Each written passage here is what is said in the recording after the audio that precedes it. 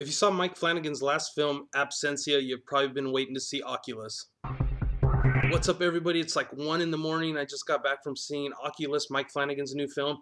And he did the film Absentia a couple years ago on like $75,000, and he shot it like on a Canon camera. And it was one of the better horror movies that year. So I was really happy to see that he was getting a wide release with Oculus, which is his latest film. And Oculus is basically about a haunted mirror. These two siblings team up to destroy this haunted mirror. And we find out what happened to them 11 years ago. The story starts off where the male's being released from a mental institution. He's reunited with his sister, and quickly she wants to get together and destroy this mirror. And she's researched this mirror, found out all these horrible things it's done for the last 400 years. And she's basically trying to convince him to destroy this thing. And he's been in a mental hospital dealing with what happened to their family 11 years ago. And he thinks she's crazy. And that's one of the things this movie works on is, is it in their head or is the mirror really haunted?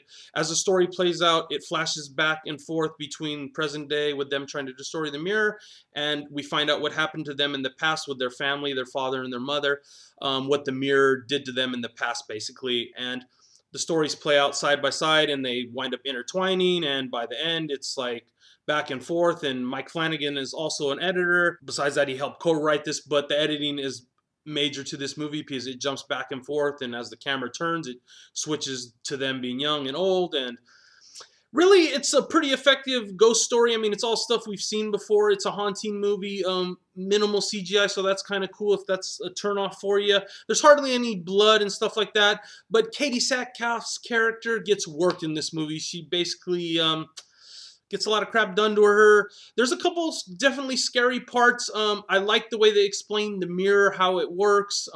It seems believable that something is a haunted object could work like that.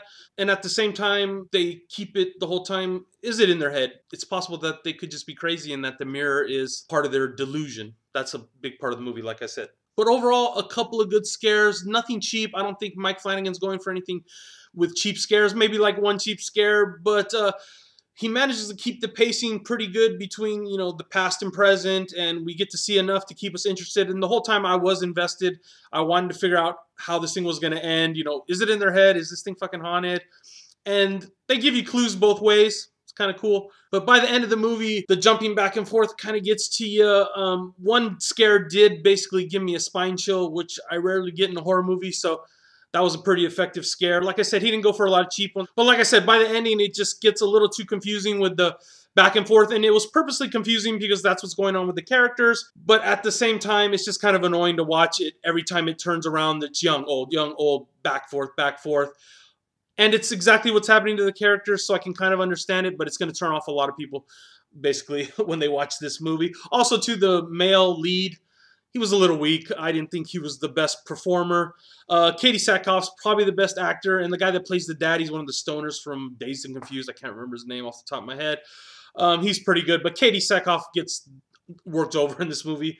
And, I don't know, should I address it? I'm not the biggest Katee Sackhoff fan. I liked her on Battlestar Galactica. I didn't like her in the last Riddick movie or in White Noise 2 or whatever the hell she was in. This was one of the better roles for her. She plays the mother, and it's pretty cool. She gets a little range in this role.